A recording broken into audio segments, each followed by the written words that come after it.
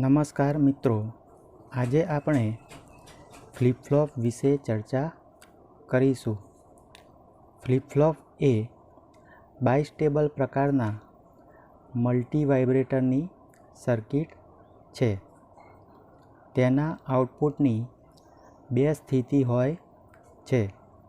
તે બેમાંથી કોઈપણ એક સ્થિતિમાં લાંબો સમય રહી શકે છે. યોગ્ય ટ્રિગરિંગ પલ્સ આપવાથી તેની સ્થિતિ બદલી શકાય છે. તેના બે આઉટપુટ છેડા Q અને Q બાર હોય છે. બંને એકબીજાના કોમ્પ્લિમેન્ટ હોય છે. મતલબ કે જો એક આઉટપુટ Q લોજિક 0 પર હોય તો બીજો આઉટપુટ Q બાર લોજિક 1 પર હોય છે. Q બરાબર 0 એક સ્થિતિ કહેવાય છે અને Q બરાબર 1 બીજી સ્થિતિ કહેવાય છે. જો Q બરાબર 0 હોય તો ફ્લિપ ફ્લોપ રીસેટ સ્થિતિમાં છે એવું કહેવાય અને Q બરાબર 1 હોય તો ફ્લિપ ફ્લોપ સેટ સ્થિતિમાં છે એવું કહેવાય. ફ્લિપ ફ્લોપના ઘણા પ્રકાર છે, જેમ કે RS flip flop, T flip flop, D flip flop, JK flip flop વગેરે. ફ્લિપ ફ્લોપનો ઉપયોગ મેમરી એલિમેન્ટ તરીકે થાય છે. તેમાં એટ એ ટાઈમ ગમે તે એક બીટ 0 કે 1 સ્ટોર કરી શકાય છે. આ ઉપરાંત તેનો ઉપયોગ કાઉન્ટર, શિફ્ટ રજિસ્ટર વગેરેમાં પણ થાય છે.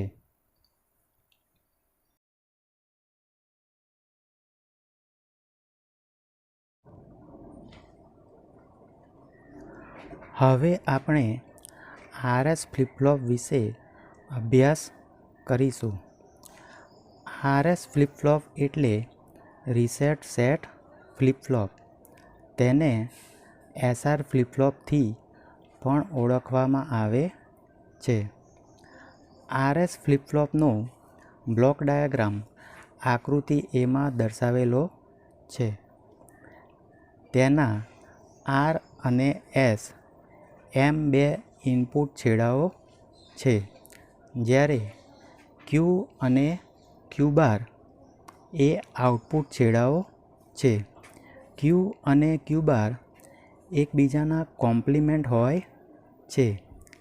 એટલે કે એક છેડો લોજિક 1 પર હોય તો બીજો છેડો લોજિક 0 પર હોય છે.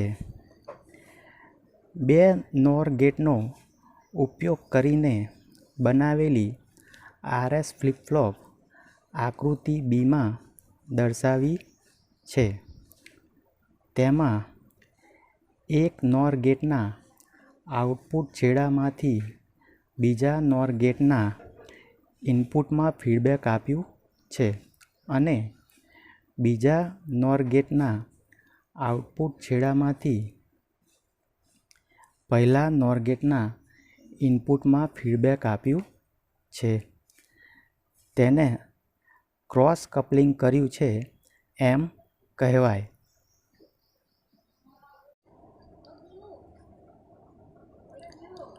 RS ફ્લિપ ફ્લોપનું કાર્ય સમજતા પહેલાં NOR ગેટના ટ્રુથ ટેબલ પરથી એક વાત યાદ રાખી લઈએ.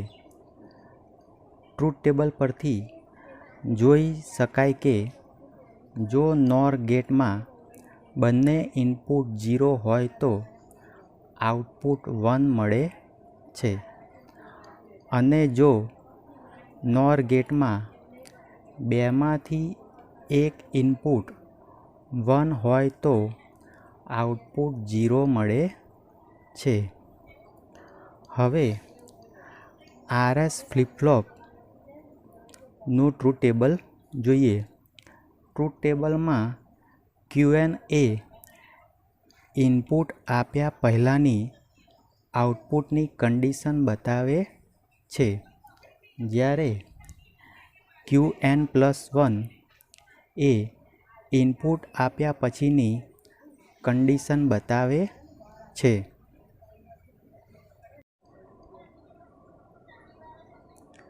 જો R બરાબર 0 અને S બરાબર 0 આપીએ તો બંને NOR ગેટના એક ઇનપુટ પર 0 મળે છે.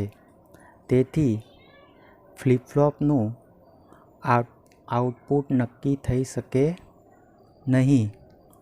આ માટે ફ્લિપ ફ્લોપના પ્રીવિયસ આઉટપુટની કન્ડિશન ધારીને આઉટપુટ નક્કી કરી શકાય. જો પ્રીવિયસ આઉટપુટ Q બરાબર 0 અને Q બાર બરાબર 1 હોય તો અહીંયાથી 0 ફીડબેક દ્વારા NOR ગેટ 2ના ઇનપુટમાં જાય છે. તેથી NOR ગેટ 2ના બંને ઇનપુટ 0 થાય છે અને Q બાર બરાબર 1 થશે. હવે આ 1 ફીડબેક દ્વારા NOR ગેટ 1ના ઇનપુટમાં જાય છે. તેથી NOR ગેટ 1ના ઇનપુટમાં 0 1 મળશે, એટલે તેનું આઉટપુટ Q બરાબર 0 થશે. અહીંયા ઇનપુટ આપતા પહેલાં જે પ્રીવિયસ આઉટપુટ હતું તે જ આઉટપુટ ફરીથી મળે છે. Q બરાબર 0 અને Q બાર બરાબર 1, મતલબ આઉટપુટમાં કોઈ ફેરફાર થતો નથી.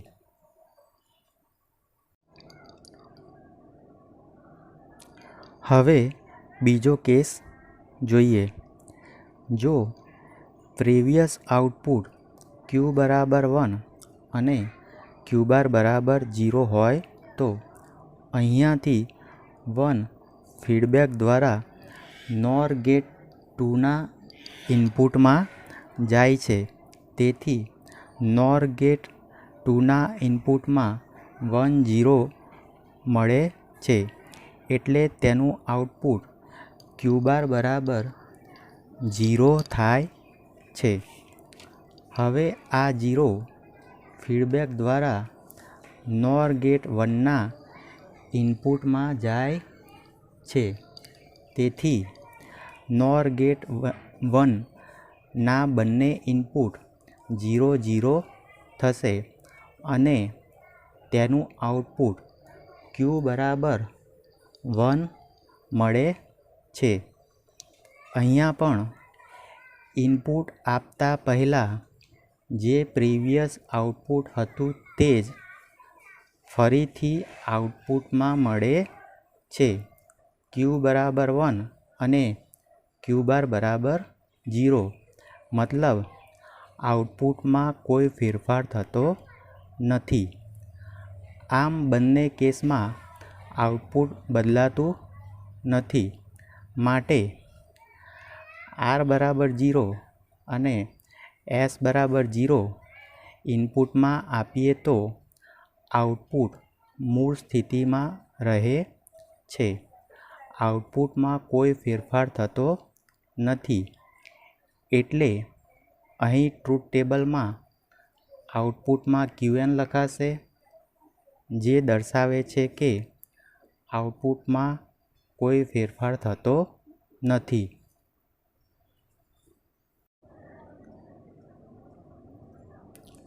જો R બરાબર 0 અને S બરાબર 1 આપીએ તો NOR ગેટ 2નો એક ઇનપુટ 1 બને છે. હમણાં મેં કહ્યું હતું કે જો NOR ગેટનો ગમે તે એક ઇનપુટ 1 હોય તો આઉટપુટ 0 મળે એટલે અહીં NOR ગેટ 2નું આઉટપુટ Q બાર બરાબર 0 થશે. હવે આ 0 ફીડબેક દ્વારા NOR ગેટ 1ના ઇનપુટમાં જાય છે. તેથી NOR ગેટ 1માં બંને ઇનપુટ 0 થશે એટલે તેનું આઉટપુટ Q બરાબર 1 મળશે. અહીં Q બરાબર 1 મળે છે એટલે ટ્રુથ ટેબલમાં આઉટપુટ 1 લખાશે. Q બરાબર 1 હોય તો ફ્લિપ ફ્લોપ સેટ કન્ડિશનમાં છે એવું કહેવાય.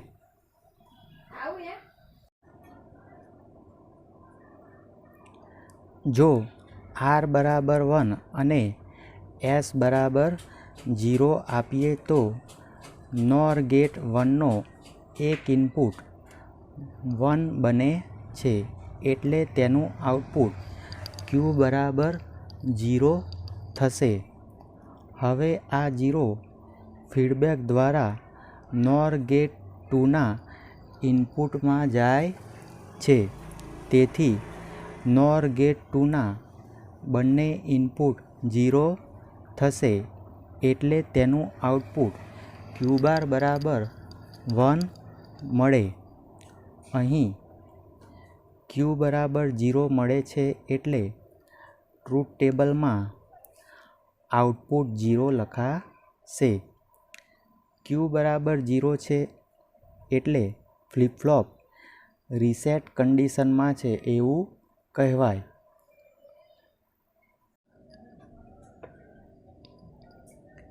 જો R બરાબર 1 અને S બરાબર 1 આપીએ તો બંને NOR ગેટ ના એક ઇનપુટમાં 1 મળે છે.